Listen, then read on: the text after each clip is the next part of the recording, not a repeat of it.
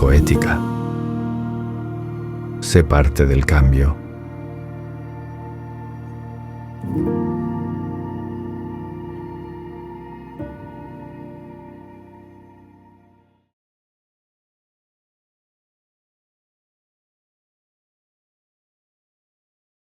La siguiente intervención viene de la Academia Española, desde la Universidad de Alicante. La profesora Inma Garro es profesora de Estudios Árabes de la Universidad de Alicante. Su especialidad en lengua, cultura y pensamiento en árabe la convierte en un puente privilegiado entre mundos y tradiciones. Profesora Garro, bienvenida, tiene usted la palabra.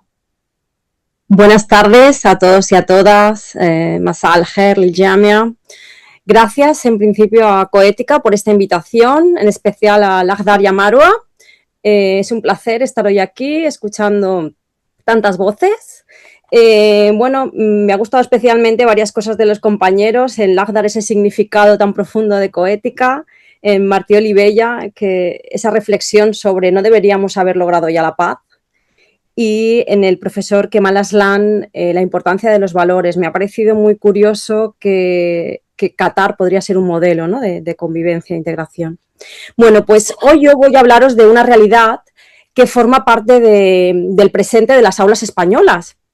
Y es que, aunque muchas veces la diversidad cultural vinculada a la migración y especialmente a la comunidad magrebí en España, pero quiero hablaros de algo más profundo, ¿no?, de pertenencia, de identidad, de reconocimiento, de oportunidades reales que ofrecemos o que no ofrecemos a miles de niños y niñas en nuestro sistema educativo. Actualmente, la comunidad magrebí constituye uno de los colectivos de origen migrante más numerosos de España, ¿no? Y más de 1 millón de personas residen en España. Y dentro de este grupo, sobre todo el origen marroquí, ¿no?, es el más amplio. Y esta realidad tiene un impacto directo en nuestras escuelas, en nuestros institutos, en nuestras universidades. Sin embargo, cuando hablamos de alumno migrante, solemos pensar solo en aquellos que acaban de llegar al país, ¿no?, que no conocen la lengua, que no saben muy bien cómo manejarse. Pero, porque las estadísticas oficiales hablan de alumno extranjero, pero dejan fuera a muchos niños y jóvenes que han nacido aquí, en España, que tienen nacionalidad española, que hablan castellano perfectamente y que aún así siguen creciendo en 2 referentes culturales, ¿no? Hijos e hijas de familias migrantes que conocen las tradiciones españolas, pero que también mantienen otras lenguas, otras costumbres y otras formas de entender el mundo dentro de sus hogares. Y esto es muy importante entenderlo, porque la diversidad no empieza ni termina en el momento en que alguien cruza una frontera. La diversidad también está en los apellidos, en las lenguas que se hablan en casa, en la historia de la familia, en la memoria cultural, ¿no?, que acompaña a cada uno, hace su propia identidad híbrida. Por eso, cuando hablamos de inclusión educativa, no podemos limitarla únicamente al alumno recién llegado. La inclusión real, si queremos hacer una inclusión real en las aulas, eso tiene una responsabilidad enorme, porque no tenemos que tener en cuenta solo a esos alumnos recién llegados, ¿vale? Tenemos que crear una cultura compartida, donde todos los alumnos puedan sentirse parte de ese relato colectivo, sin renunciar a quién son. No tienen que renunciar ni a su cultura ni a su lengua. Y esto no es una cuestión menor. En 2025 se publicó un informe sobre la discriminación educativa que mostraba una realidad preocupante. Mientras que el 61% de la población autóctona alcanza estudios superiores o universitarios, el porcentaje desciende al 37% en el caso de hijas e hijos de familias migrantes. Son cifras que nos obligan a reflexionar, porque cuando un sistema reproduce desigualdades de manera constante, ya no estamos hablando de casos individuales, hablamos de un problema estructural. Y creo que uno de los grandes errores que cometemos es pensar que la inclusión se resuelve únicamente con buena voluntad. La buena voluntad es importante, por supuesto, pero no basta. Hace falta una estructura, hace falta formación, hace falta inversión y hace falta un acompañamiento real. Uno de los grandes vacíos que existen actualmente en los centros educativos españoles es la ausencia de mediadores interculturales de forma estable. Profesionales que conozcan las lenguas, las culturas y los códigos sociales, tanto del país de origen como del país de acogida. Personas capaces de tender puentes entre familias, alumnado y profesorado. Y cuando digo tender puentes, hablo de algo muy concreto. Hablo de explicar a una familia cómo funciona una tutoría. Hablo de hablar de ayudar a interpretar un boletín de notas. Hablo de acompañar a unos padres que no entienden el sistema educativo español y que muchas veces sienten miedo o inseguridad de acercarse al centro escolar. En mi caso, que tuve la oportunidad de trabajar como mediadora 2 años en un ayuntamiento y pude comprobar el impacto tan profundo que puede tener esta figura. Pero cuando se acabaron las subvenciones, el proyecto desapareció. Y esto ocurre constantemente.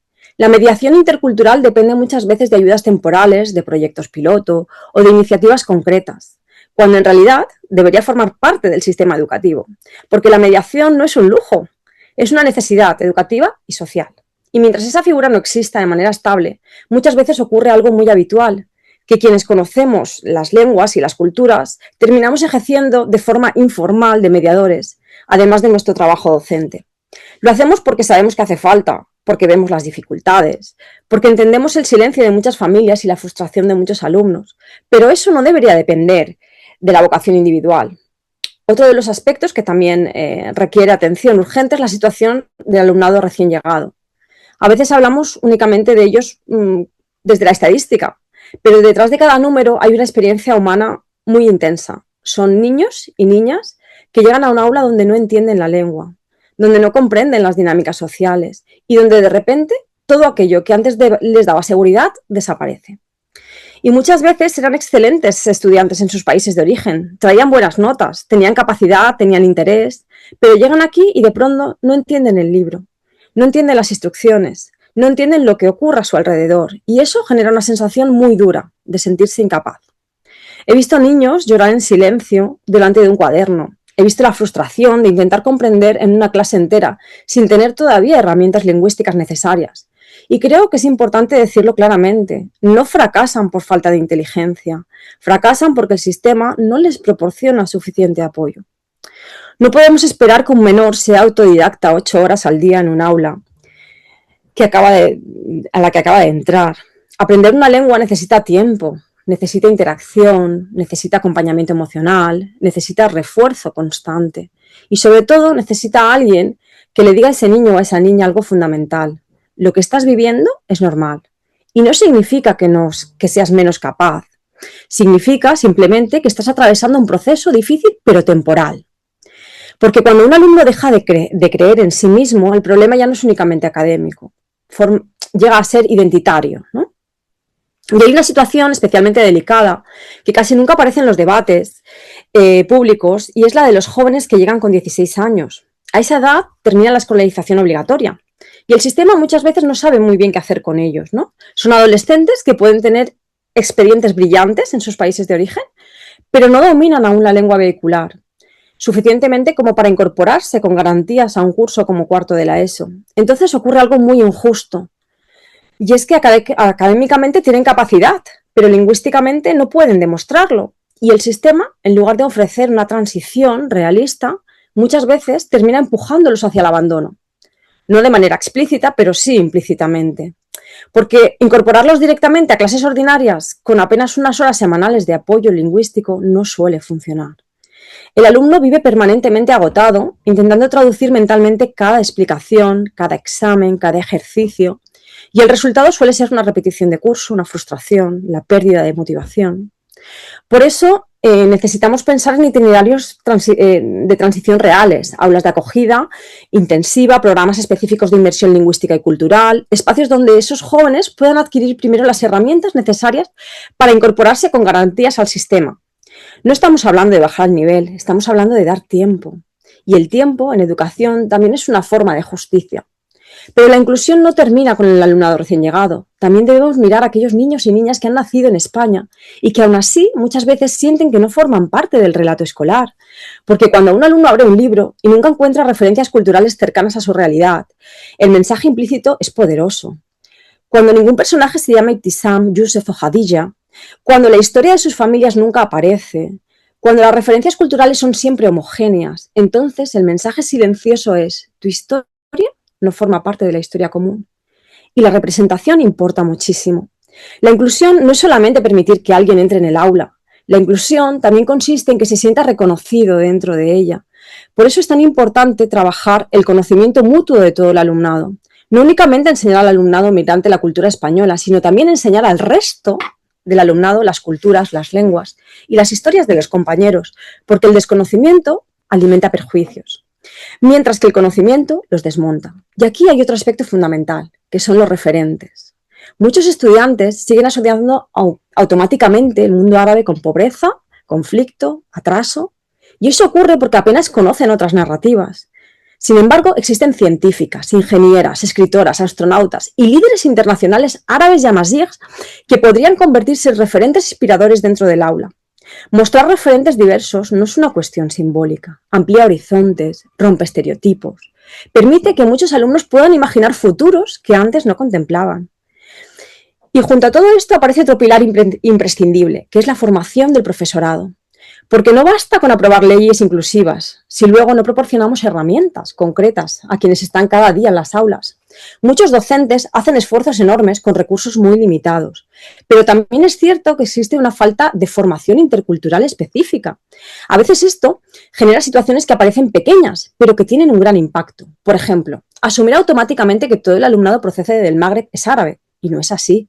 Una parte importante pertenece cultural y lingüísticamente al pueblo amazigh. Su lengua materna no es el árabe, y esto no es un detalle anecdótico. La lengua forma parte profunda de la identidad de una persona. Cuando invisibilizamos esa diversidad interna, aunque sea por desconocimiento, el alumnado siente que su realidad queda simplificada o borrada. Y algo parecido ocurre con los nombres. Puede parecer un aspecto menor, pero no lo es. Muchos niños escuchan constantemente cómo su nombre se pronuncia de manera incorrecta. Y para un niño, el nombre es una parte esencial de su identidad. Hacer el esfuerzo de aprender a pronunciar correctamente un nombre no es únicamente cortesía, es reconocimiento. Es decirle a ese alumno, te veo, tu identidad importa, porque la inclusión empieza también por cómo nombramos a las personas. Y todo esto nos lleva a una idea central, la educación nunca es neutra. La escuela es uno de los principales espacios donde se construye el sentido de pertenencia. Como señala Imad Bousit, un mediador intercultural, la identidad se forma a partir de nuevas vivencias, lenguas y culturas. Y precisamente por eso la escuela tiene un papel decisivo en el desarrollo de niños y jóvenes que viven entre diferentes mundos culturales. La convivencia intercultural no surge sola, hay que trabajarla, hay que construirla conscientemente. Y creo que ese es un gran desafío de nuestro tiempo. No se trata de decidir entre unas identidades y otras. No se trata de elegir entre integración o diversidad cultural. Se trata de construir una sociedad capaz de convivir con identidades múltiples sin convertirlas en un motivo de exclusión. Una sociedad donde un niño pueda ser español sin tener que esconder sus raíces culturales de su familia.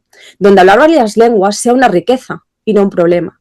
Donde la diversidad deje de percibirse como una amenaza y empiece a entenderse como una oportunidad colectiva.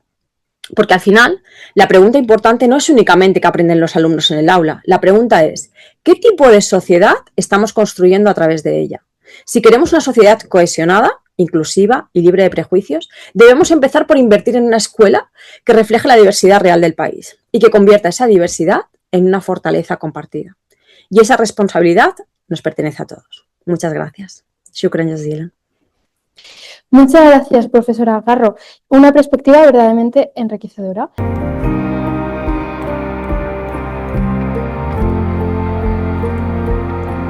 Coética. Sé parte del cambio.